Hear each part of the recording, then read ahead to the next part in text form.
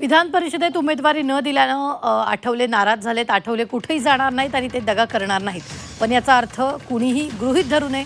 आठवलेंनी महायुतीच्या नेत्यांना सुनावलंय. महामंडळ नियुक्त्यांमध्ये सन्मान राखावा असं सुद्धा आठवलेंनी म्हटलेलं आहे.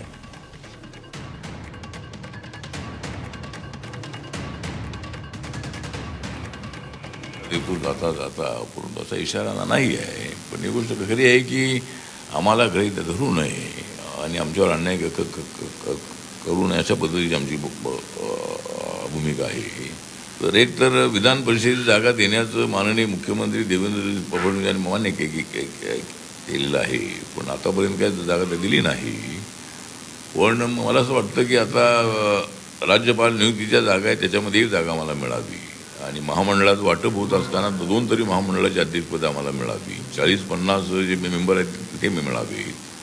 जिल्हा परिषदेच्या आपल्या जिल्ह्याच्या तालुक्याच्या समिती आहेत त्यामध्ये आम्हाला संधी मिळावी. मुंबईमध्ये अनेक महानगरपालिकेच्या समिती आहेत त्यामध्ये आम्हाला कुठे